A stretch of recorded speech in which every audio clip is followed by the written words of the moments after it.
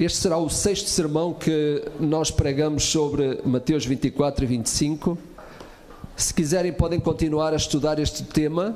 Eu vou encerrá-lo por aqui, ao encerrar o capítulo 25 de Mateus. Mas quero realmente deixar esta última nota a respeito desta sequência de mensagens que o Senhor nos vai trazendo ao nosso coração e que eu tenho o prazer de partilhar convosco. Eu acho que deixei o comando lá atrás, se alguém puder fazer o favor. Obrigado, mamãe. Mateus 25, verso 31.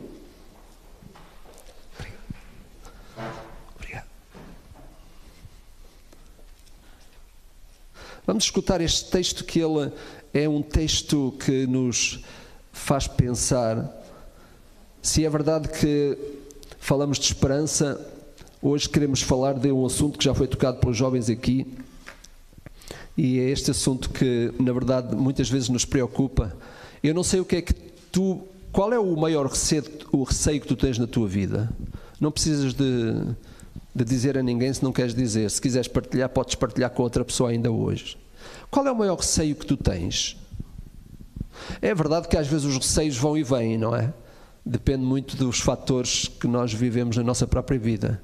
Mas se pudesse identificar um receio verdadeiro, alguma coisa que te assusta mesmo, mantém o teu pensamento nisso enquanto nós falamos. Verso 31 do capítulo 25. Quando vier o Filho do Homem na sua majestade e todos os anjos com ele, então se assentará no trono da sua glória, e todas as nações serão reunidas na sua presença. E ele separará uns dos outros, como o pastor separa os cabritos das ovelhas. E porá as ovelhas à sua direita, mas os cabritos à esquerda. Então dirá o rei aos que estiverem à sua direita: Vinde, benditos de meu Pai, entrai na posse do reino que vos está preparado desde a fundação do mundo. Porque tive fome e me destes de comer, tive sede e me destes de beber. Era forasteiro e me hospedaste, estava nu e me vestiste, enfermo e me visitaste, preso e foste ver-me. Então perguntarão os justos: Senhor, quando foi que te vimos com fome e te demos de comer? Ou com sede e te demos de beber? E quando te vimos forasteiro e te hospedamos? Ou nu e te vestimos? E quando te vimos enfermo ou preso e te fomos visitar? O rei respondendo lhes dirá: Em verdade vos afirmo que sempre que o fizestes a um destes meus pequeninos irmãos, a mim o fizeste. Então o rei dirá aos que estiverem à sua direita, à sua esquerda: Apartai-vos de mim, malditos, para o fogo eterno, preparado para o diabo e seus anjos. Porque tive fome e não me destes de comer, tive sede e não me destes de beber. Sendo forasteiro, não me hospedaste, estando nu, não me vestiste, achando-me enfermo e preso, não fostes ver-me. E lhes perguntarão: Senhor, quando foi que te vimos com fome, com sede, forasteiro, nu, enfermo ou preso e não te assistimos? Então ele lhes responderá: Em verdade vos digo que sempre que o deixastes de fazer a um destes pequeninos, a mim o deixaste de fazer. Irão estes para o castigo eterno, porém os justos para a vida eterna. Nunca esqueçamos que estas palavras são palavras do Senhor Jesus. Aliás, como tenho dito desde o início, a primeira vez que comecei a falar sobre este capítulo 24, para mim é uma doçura ouvir as palavras de Jesus. Para mim, a minha alma se alegra por saber que as palavras que eu leio nos Evangelhos são palavras do Mestre. As palavras do apóstolo Paulo contam, tudo o que está na palavra de Deus conta. Mas ouvir palavras que saíram da boca de Jesus, de facto, tem uma expressão e um significado muito profundo, ou devem ter, para as nossas próprias vidas. E uma das coisas que se percebe nos Evangelhos é que o Senhor Jesus tem sempre palavras de esperança para as pessoas que o ouvem. Aquelas pessoas que se defrontaram com as dificuldades do dia a dia e que se puderam cruzar com Jesus, sempre Jesus teve uma solução para as suas dificuldades, não importava quais as dificuldades que cada um passava. Eu creio pessoalmente que ainda hoje Jesus continua o mesmo. Ele continua a trazer toda a esperança, independentemente das circunstâncias em que nós nos encontramos. Por isso, eu acho que faz bem ler os Evangelhos. Faz bem ler as palavras de Jesus. Faz bem de ler toda a palavra. Mas quantas vezes nós estamos numa situação em que nós sentimos necessidade da palavra do amigo e vamos atrás do amigo ou da amiga?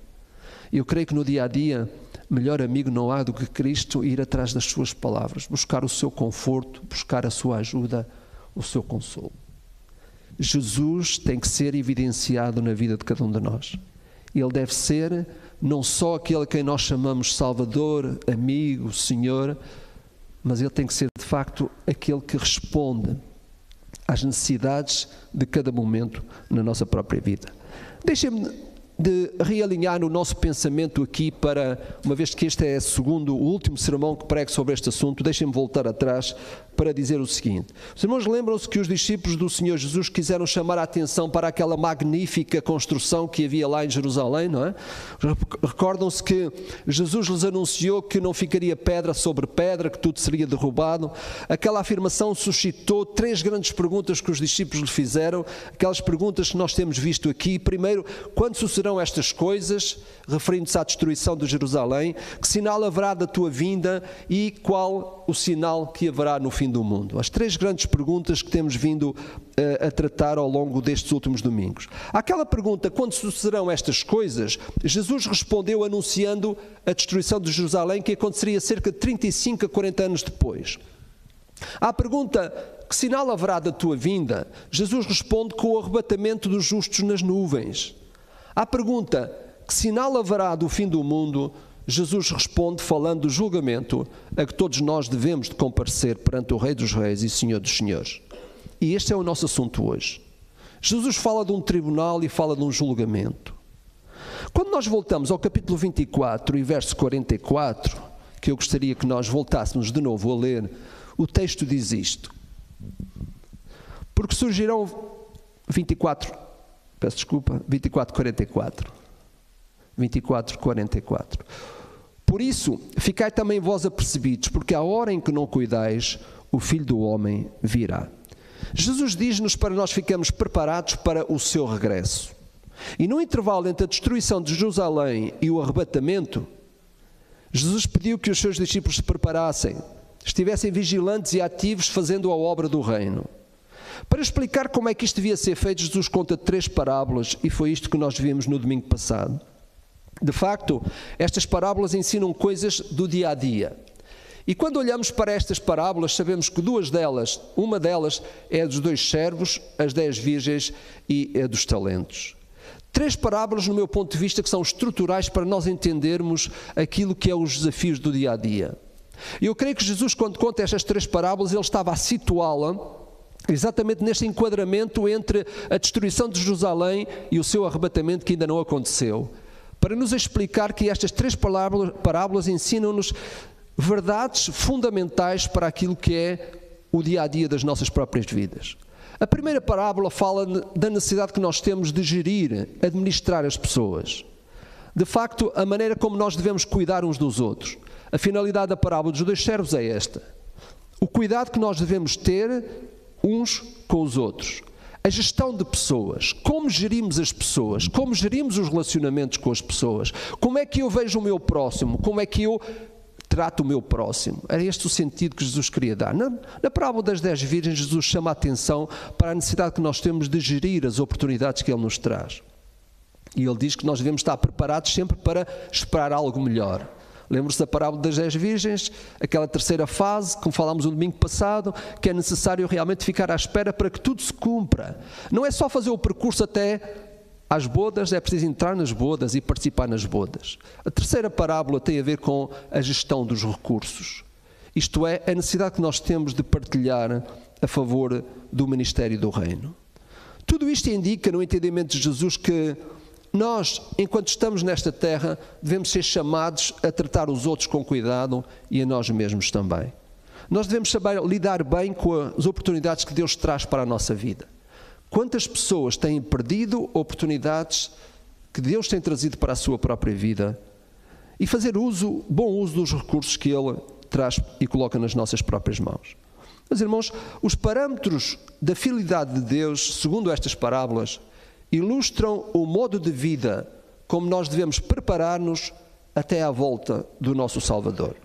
Envolve o zelo na maneira como tratamos os outros, envolve na maneira como nós aproveitamos as oportunidades, e envolve também aquilo que é a administração dos recursos que Deus coloca nas nossas mãos. Na verdade, o discípulo de Cristo, e a verdade das parábolas é esta, o discípulo de Cristo que souber lidar com as pessoas, as oportunidades e os recursos, segundo Jesus, está preparado para o regresso do seu Senhor. E é isto que, na verdade, nos está a ser dito, em resumo, ao longo de todas estas parábolas que Jesus tem contado. Eu repito, o discípulo de Cristo que souber lidar bem com as pessoas, as oportunidades e os recursos, segundo Jesus, está preparado para o regresso do seu Senhor. Na verdade, todos nós na nossa vida temos pessoas, todos nós temos oportunidades e todos nós temos recursos. O conjunto da boa administração destes três fatores são fundamentais para que nós possamos estar preparados para a volta de Cristo. É por isso que não faz muito sentido nós respondermos àquela pergunta lá atrás: o que é que tu gostarias de estar a fazer quando Jesus voltar? Alguns eram capazes de gostar de estar na igreja, outros em devoção lá em casa, etc, etc. Não faz muito sentido responder esta pergunta de uma forma objetiva. Sabem porquê? Porque, na verdade, o que Jesus nos está a dizer é que, ao longo de todo o tempo, se tu souberes lidar bem com os outros, com as oportunidades e com os recursos, tu estás preparado para quando Ele vier, seja em que circunstância estiveres, tu estarás pronto para receber o teu Senhor de braços abertos. E esta é a mensagem que Jesus nos queria passar. E como aos homens está ordenado morrerem uma vez só, vindo depois disso o juízo, diz a palavra, oferecendo-se, assim também Cristo, oferecendo-se uma vez para tirar os pecados de muitos, aparecerá segunda vez sem pecado ao que o esperam para a salvação. De facto, Jesus vai voltar. De facto, entendamos nós quando, tínhamos nós uma perspectiva se é antes, depois, antes da sua, enfim, da tribulação, depois da tribulação. Como já disse várias vezes, isso não é tão importante. É preciso que tu te centres fortemente na maneira como tu estás em relação ao momento em que te defrontarás com a pessoa do Senhor Jesus. Porque a palavra de Deus diz que Ele virá aos que esperam para a salvação. E esta é uma verdade que, na verdade, todos nós devemos manter dentro do nosso próprio coração. Estás tu a aguardar Jesus de verdade? Sim, eu espero que Ele volte. Mas não é tanto a resposta emocional à pergunta. A resposta tem que ser uma resposta de seriedade. Uma resposta em que não só tu respondes emocionalmente, mas tu respondes de uma forma prática. O apóstolo Paulo continua a sua explicação dizendo o seguinte: ora, ainda vos declaramos, por palavra do Senhor, que nós, os vivos, os que ficarmos até à vinda do Senhor, de modo algum precederemos os que dormem. Porquanto o mesmo Senhor, dada a sua palavra de ordem, ouvida a voz do arcanjo e ressoada a trombeta de Deus, descerá dos céus e os mortos em Cristo ressuscitarão primeiro. Esta é a instrução que o apóstolo Paulo nos dá. E nós, os vivos, os que ficarmos arrebatados, diz o texto, subiremos com Ele nas nuvens para encontrarmos o Senhor nos ares e estaremos para sempre com Ele. João também diz em Apocalipse capítulo 1, verso 7, eis que vem com as nuvens e todo o olho o verá, até quantos o traspassaram, e todas as tribos da terra se lamentarão sobre ele. A verdade é que, independentemente se nós estamos preparados ou não estamos, a verdade é que Jesus vai voltar. E aqueles que pertencem à sua igreja vão subir, se estiverem vivos, subirão com o Senhor Jesus nos ares. Aqueles que já partiram para a eternidade, juntar-se-ão, diz o texto, e encontrar-se-ão todos com o Senhor Jesus. Aqui não importa tanto o que é que tu pensas acerca disso. Importa mais como é que tu te preparas para esse tempo, para esse momento. Não existe tanta preocupação em relação a todas aquelas posições escatológicas que os teólogos que falam. Isso é importante se quiseres aprofundar-te, para saberes mais ou menos, mas mais importante que isso é realmente nós estarmos com a nossa vida preparada para podermos dar a resposta a esse momento. Jesus deseja que a sua igreja esteja preparada para recebê-lo.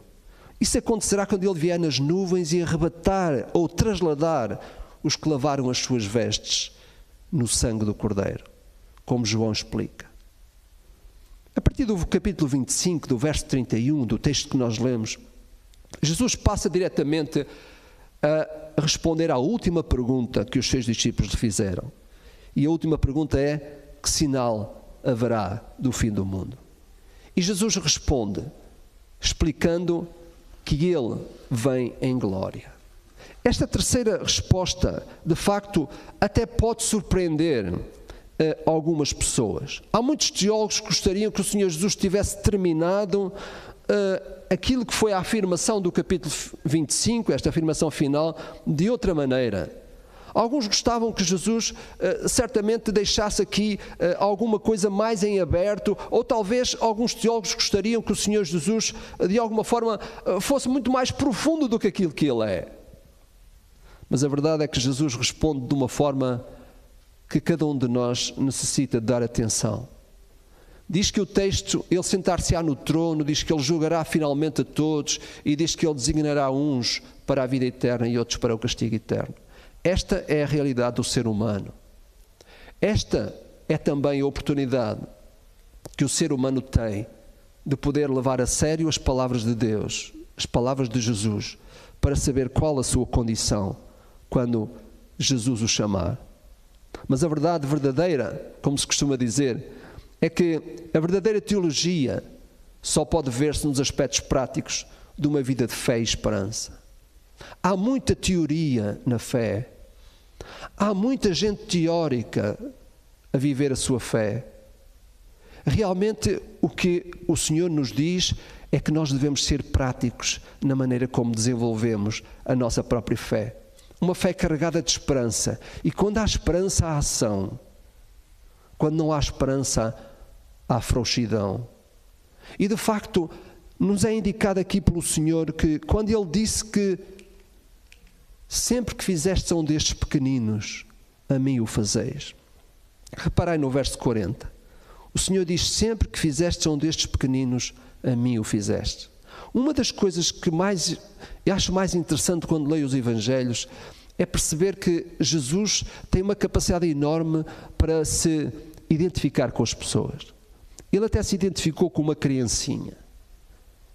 Ele disse: se vocês receberem uma criança tal como esta, é como se me tivessem a receber a mim mesmo.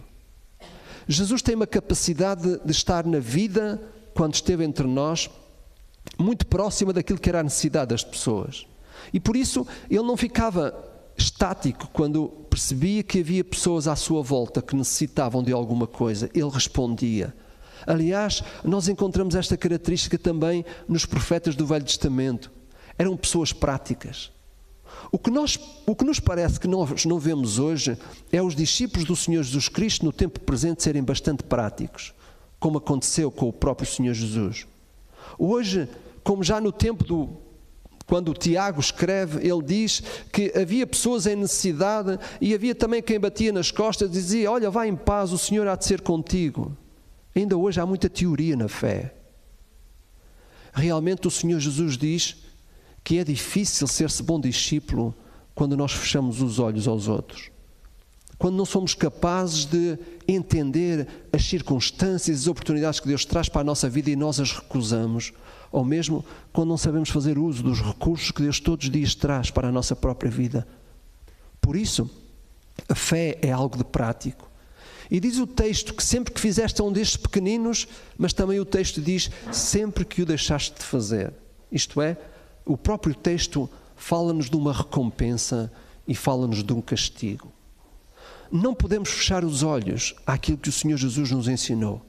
Ele trouxe toda a esperança para a nossa própria vida. Ele disse que nós devíamos estar preparados, mas Ele também disse que a forma como nós levávamos, a sério ou não a sério, aquilo que é o seu ensinamento é fundamental para o nosso próprio desfecho de vida. Isto é verdade que a Bíblia nos diz que há recompensa para os justos e castigo para aqueles que na verdade não levam a sério as coisas do nosso Deus. O ensino de Jesus para o estado final é que Ele fala de recompensa para uns e de castigo para outros. E sabem uma coisa? Isso é inevitável. todo o ser humano está determinado ao juízo. Quando olhamos para esta tabela aqui, nós percebemos que uma delas está a falar daqueles que são justos, a quem Jesus diz: vinde benditos do meu Pai. E a tabela da direita diz aquilo que na verdade aconteceu com aqueles que não foram justos e não levaram Deus a sério: afastai-vos de mim.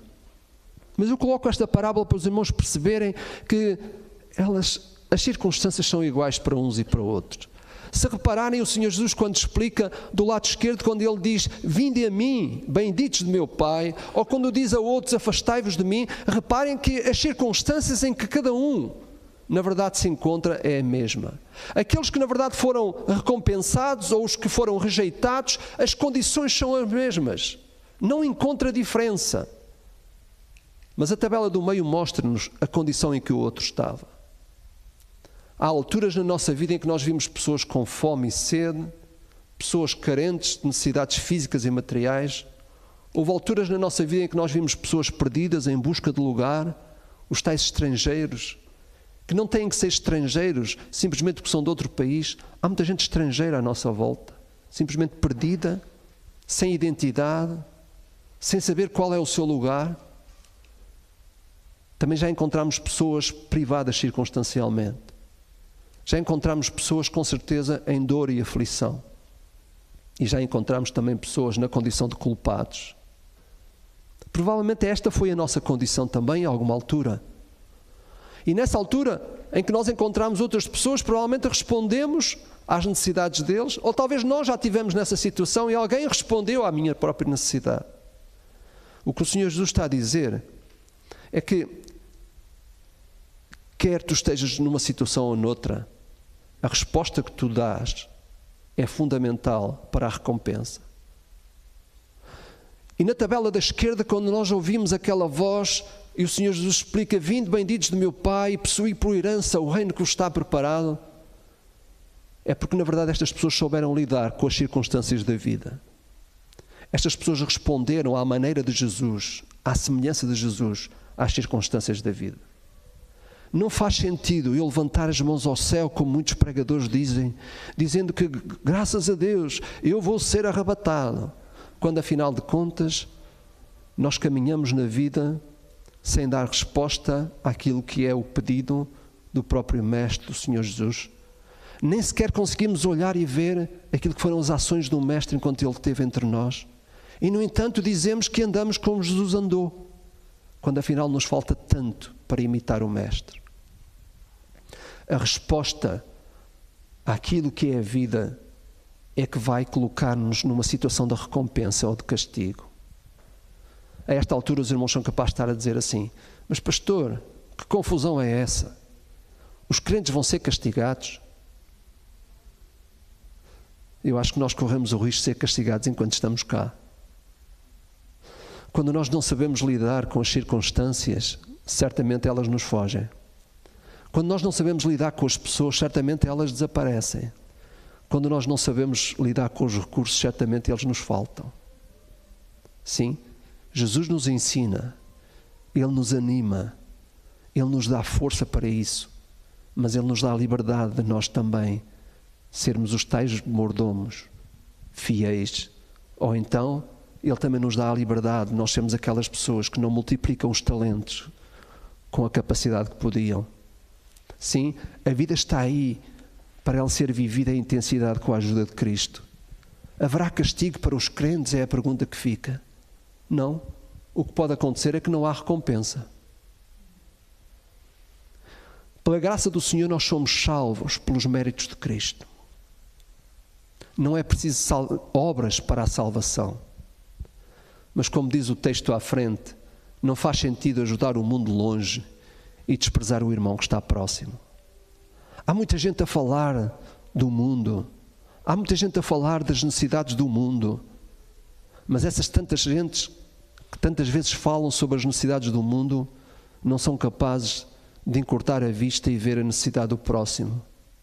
Jesus está a dizer: não esperes recompensa quando tu não tens olhos para ver as necessidades do teu irmão, do próximo, do que está ao teu lado. E muitas vezes não tem que ser uma resposta material. Muitas vezes tem que ser uma resposta de chorar com os que choram, nos alegrarmos com os que se alegram. Isto foi o que Jesus fez.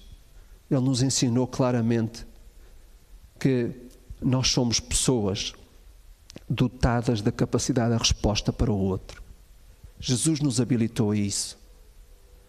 Todo cristão tem uma resposta para o mundo, todo cristão tem algo a dar ao que está à sua própria volta. O texto em Efésios capítulo 2 diz que nós fomos previamente preparados para que andássemos nas boas obras. A salvação da nossa alma não depende delas, mas a nossa salvação habilita-nos a elas. De facto, o Senhor nos preparou para que nós andássemos nessas boas obras, para que quando o Senhor voltar, Ele nos diga: benditos do meu Pai, vocês foram capazes de conseguir perceber qual era a matriz de Cristo nas vossas vidas. E a matriz de Cristo nas nossas vidas é fazer o que Ele fez.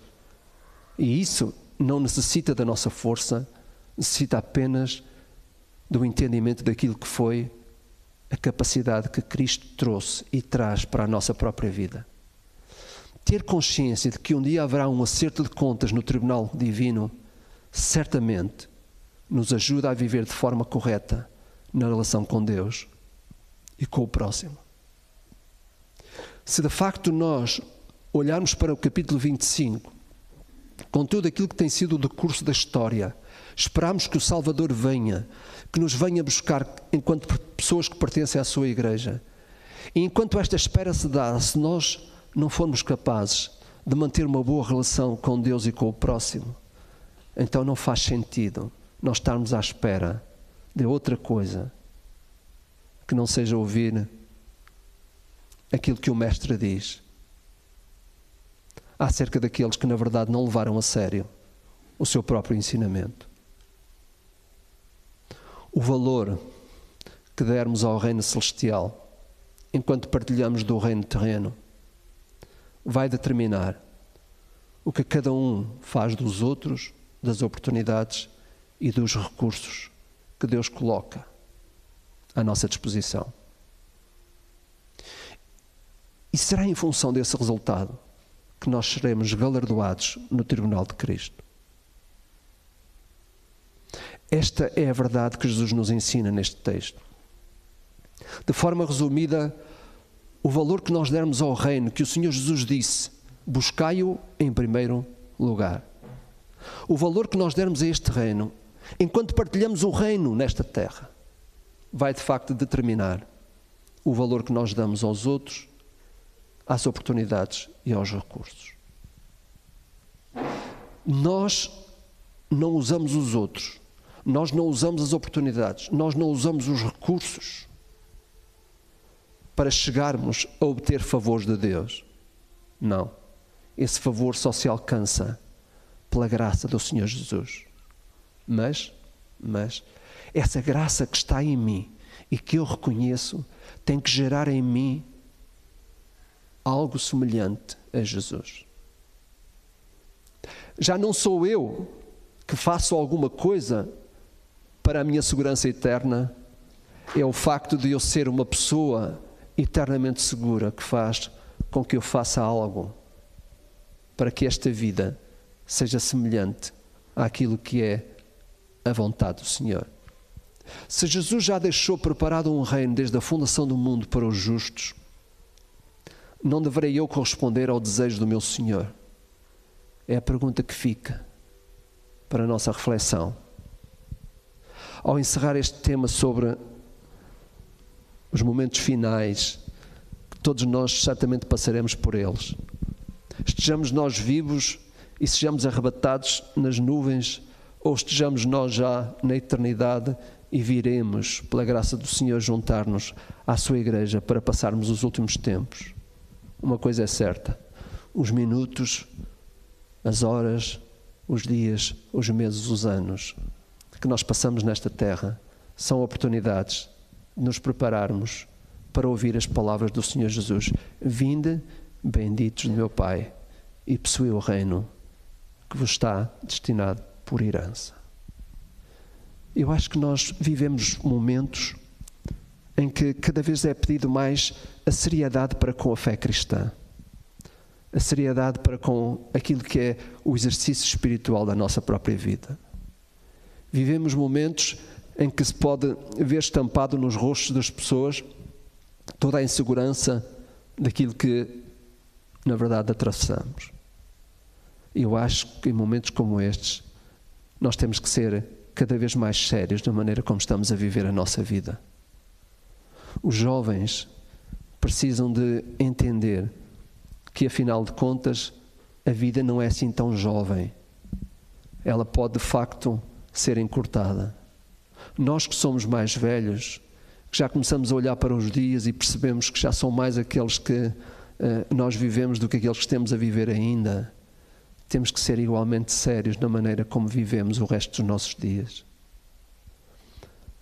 Mateus 24 e 25, Jesus está a explicar de uma forma clara aquilo que é o cenário da vida de cada pessoa e a maneira como cada um de nós lida com ela. Certamente, eu estou certo que todos nós queremos, de alguma forma, ouvir as palavras finais que o texto nos diz. E elas são palavras bonitas. São palavras que, na verdade, nos fazem sentir aquilo que não é só na teoria que nós as buscamos, mas buscamos na prática. Eu não serei daqueles pregadores que sobem ao púlpito para dar aspirinas às pessoas ou para dar analgésico. Não. A verdadeira cura está em Jesus. Não está naquilo de bom que nós gostamos de ouvir. Ou nós nos chegamos ao Mestre e vivemos a intensidade com Ele e levamos a sério os seus ensinamentos. Ou então a vida pode tornar-se difícil para os cristãos. Porque os cristãos não vivem vidas vacinadas com o sangue de Cristo. Não. O sangue de Cristo nos tirou a culpa, nos lavou, mas a vacina verdadeira está na intimidade e no caminhar que nós caminhamos com Cristo todos os dias, fazendo uso de todos os recursos que Ele nos traz, levando a sério as pessoas, respeitando as pessoas que Deus traz para a nossa vida, vivendo com elas o mais próximo possível, sabendo fazer uso das oportunidades que Deus traz, não as desperdiçando e ao mesmo tempo sermos bons no uso de todos os recursos, sejam eles quais forem, no campo das habilidades, no campo dos recursos materiais, no campo dos recursos emocionais, qualquer coisa, nós temos que ser bons mordomos. É isso que Deus nos pede.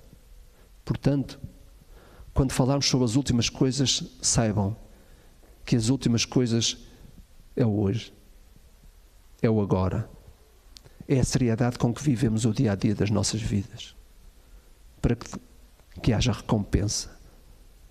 A Bíblia fala de galardões, fala de prémios. Há 5 coroas que a Bíblia nos fala. Essas coroas são dadas a todos aqueles que são justos, mas que buscam com seriedade, dia a dia, aquilo que é o caráter de Cristo nas suas vidas.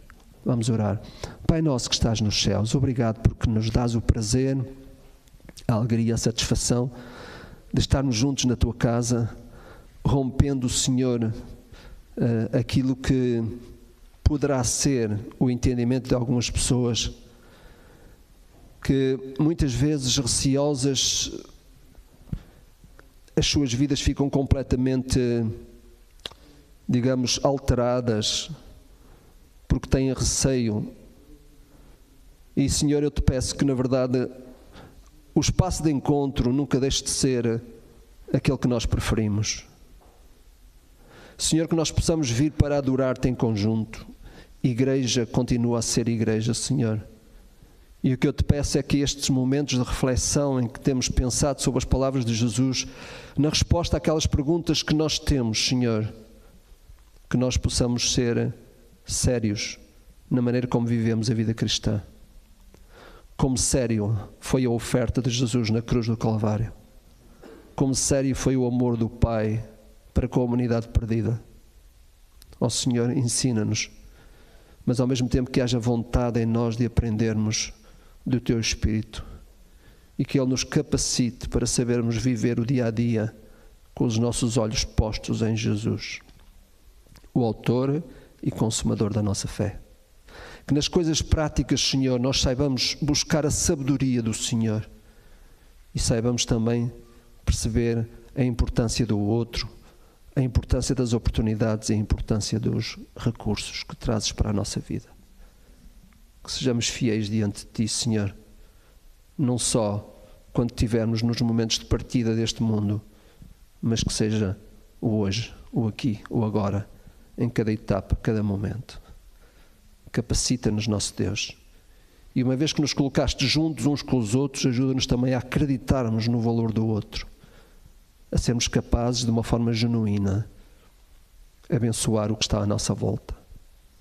Faça esta oração em nome de Jesus. Amém. Amém.